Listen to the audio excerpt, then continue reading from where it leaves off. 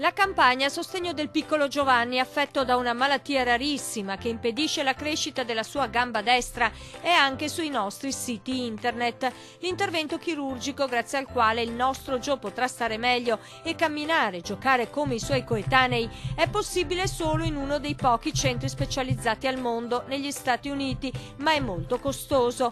Servono circa 400.000 euro. Il gruppo Media Nord-Est, con tutte le sue emittenti, sostiene e promuove la campagna di raccolta fondi per aiutare il piccolo Giovanni e la sua famiglia.